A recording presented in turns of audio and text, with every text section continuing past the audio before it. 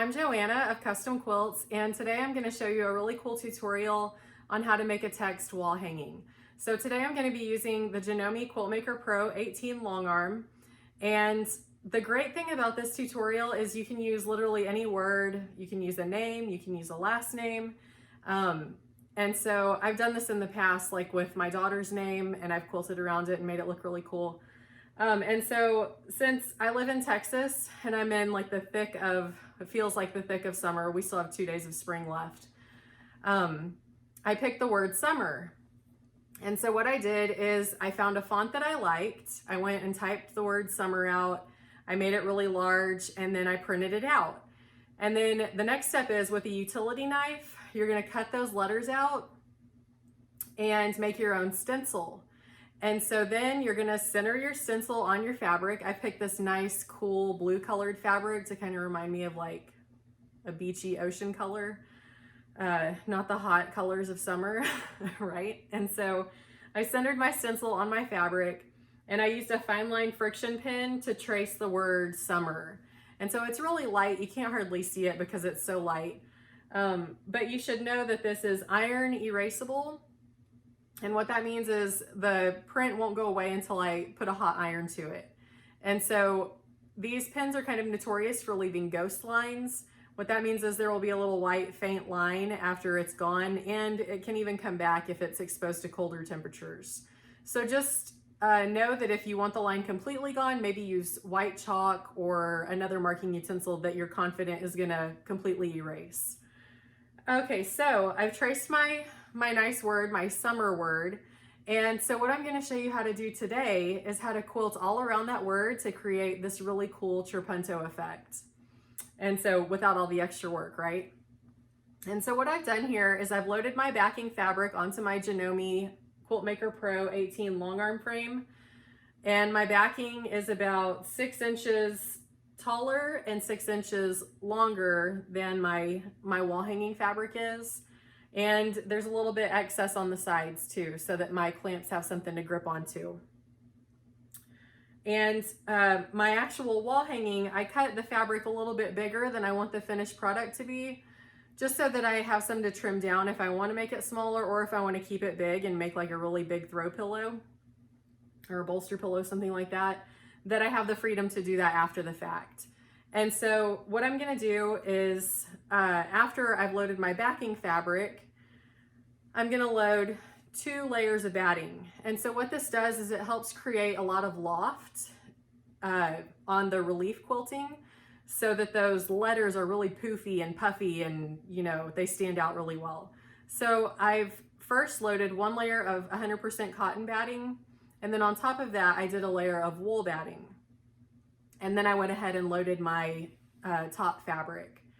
And so I will say it's easier to trace your stencil word with your fabric, like on a hard surface, like a table or something like that, just because it's easier to have a hard surface under the fabric to write on instead of batting. Sometimes the marks won't make good contact. And so what I'm gonna show you how to do is to go around these letters to create that really cool look. And so I'm gonna go ahead and move my camera in a little bit closer so that you can see while I'm quilting. The things that I'm gonna be doing, you know, you can do really any motif that you want to. You can use 1/4 inch straight lines, 1/2 inch straight lines, diagonal lines. The sky is the limit on whatever you wanna do. You can do themed motifs. So maybe you, I don't know, you want to put your dog's name on this wall hanging. Maybe you're going to put it over his dog house or dog bed inside your house. And maybe you're going to do like little paw prints or something cool like that. For mine, I'm going to be doing a combination of motifs just because I tend to get bored if I do like pebbles over and over and over again. And so I'm going to be doing some swirls, some pebbles, some little stars to kind of look like starfish in the beach from the ocean. And then maybe any other beachy things that I can think of while I'm quilting, just to kind of make it a little bit different and fun.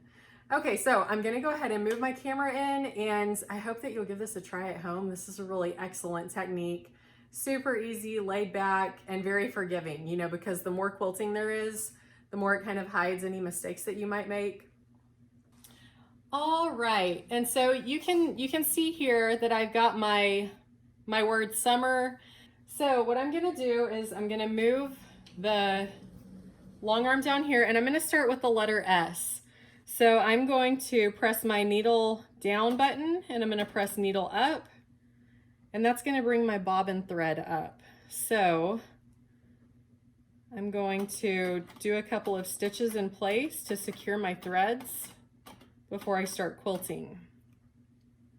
And you always want to do that just so that you know you're catching the bobbin thread. You want to know where the bobbin thread is, and you want to kind of avoid any rat's nest that might build up underneath whenever you're just kind of winging it and not finding that bobbin thread. Okay, so we're going to go ahead. I'm starting with 12 stitches per inch on this quilting, and I've got my settings on precision. And so I'm going to go ahead and start quilting some swirls. And I've already, one thing I forgot to say before I get started is off to the side over on the side of my wall hanging, you can't see the fabric, but I tested a fabric swatch to make sure that my tension was top notch and everything looked good. So make sure that you do that kind of off to the side on a scrap piece of fabric. Okay, so I'm gonna go ahead and get my pebbles and swirls in here. And around the letters, I'm gonna be doing this quilting pretty tight.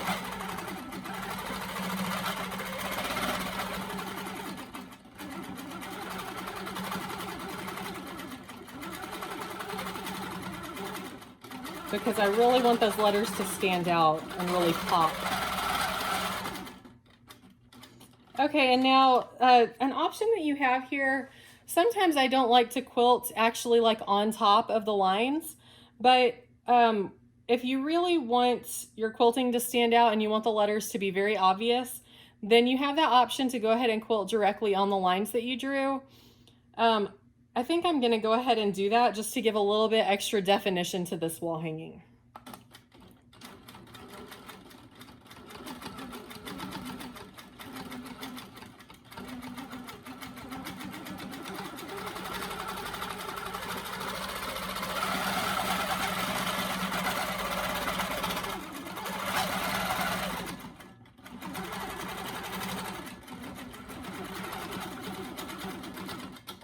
Okay, great. So I've outlined my letter S, and I need to come over here and finish doing my fill.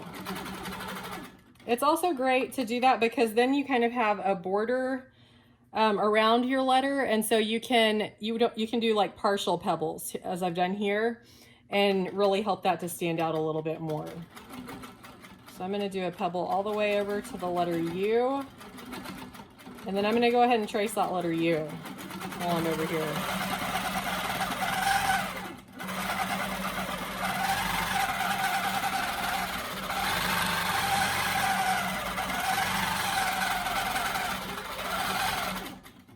Okay, also one thing I didn't touch on yet is thread color. So you can see I'm using a slightly darker thread color than the fabric. And the reason that I did that is I want my thread to stand out a little bit more on this video, but I don't want it to be so highly contrasting that it looks kind of off-putting, if you know what I mean. For example, like if my fabric was hot pink and I was using black thread, that's a very highly contrasting thread fabric combination. And I wanted this one to be a little bit more subtle. Okay, so let's go ahead and proceed with our fill.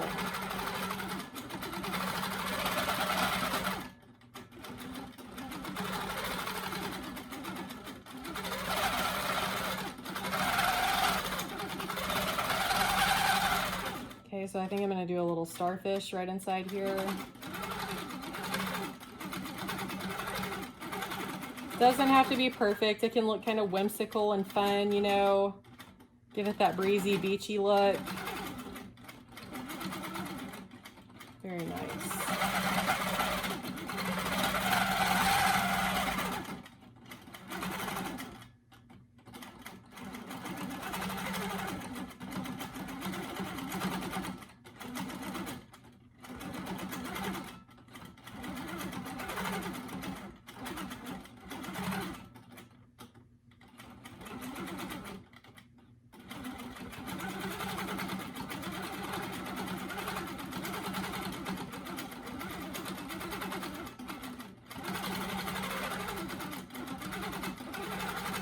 And another thing to remember is if you're doing really tight circles, really tight swirls, you may want to bump your stitches per inch up a little bit to 13 or 14 because it'll make your curves very, very smooth.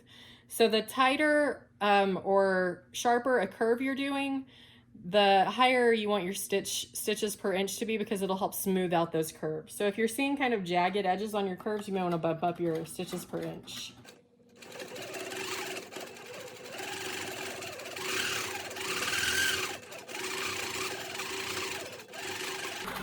Okay, while I'm over here, I'm going to go ahead and trace around this letter M.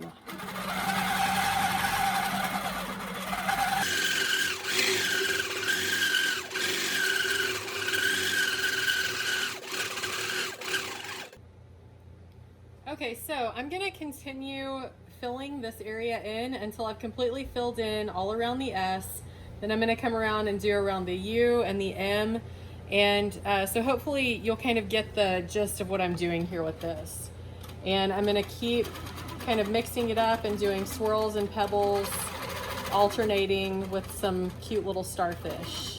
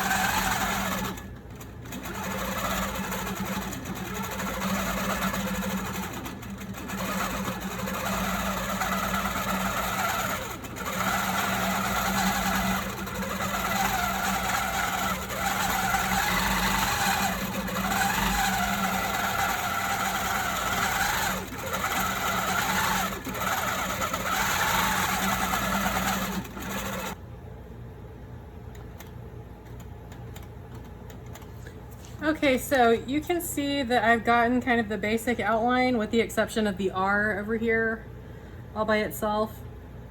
But I've gotten the basic outline of the word summer, right? So you can see that, looks really nice. Everything is really well defined. The only problem is one of my letters has like an inside piece. And so anytime you pick a name or a word that has like the letter A, the letter O, the letter E, all of those have these little enclosed portions. And you know, it's really up to you whether you want to go in and quilt that, but I always think it looks kind of like you left it, like you forgot to do it if you don't fill that in. And so I always go ahead and trace that and make sure that I fill that portion in. So I'm gonna go ahead and do that now. And so again, I'm gonna put my needle down, bring it up so that I grab that bobbin thread, take a couple stitches in place. Okay, and now I'm gonna trace the inside of the E.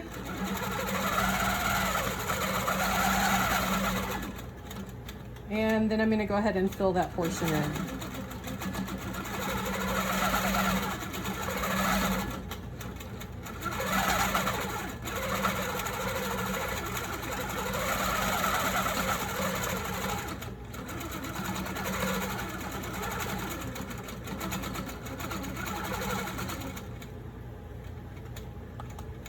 Okay, and I'm gonna go ahead and pull my needle up, and I'm gonna leave quite a bit of thread so that I can bury my threads on that later.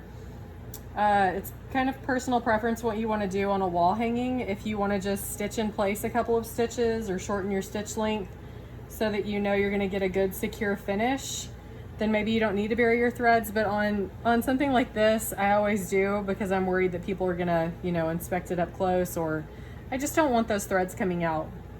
And so yeah, what I can do now, I'm pretty much done with the basic outline. I need to go ahead and fill in the background behind this R. But what I'm gonna do now is I'm just gonna continue to fill this up until it's a really nice, full, complete wall hanging, and it'll look great. Another thing that you could do is you could continue kind of filling just this basic outline. And then another fun thing that I like to do is come in and do cross hatching behind it to give it another varied look. So the sky is the limit on the things that you can do with this, and I want you to really try to have fun. It also would make a great baby gift. If you know someone that's going to have a baby, you could put their baby's name and then quilt around it, and it'd be so cute for them to have a little wall hanging of that. But yeah, just try out new things on your Janome Quiltmaker Pro and make sure that you're using it to its fullest, because there are so many awesome, fun things that you can do with this. So thanks for watching. I really appreciate it. See you next time.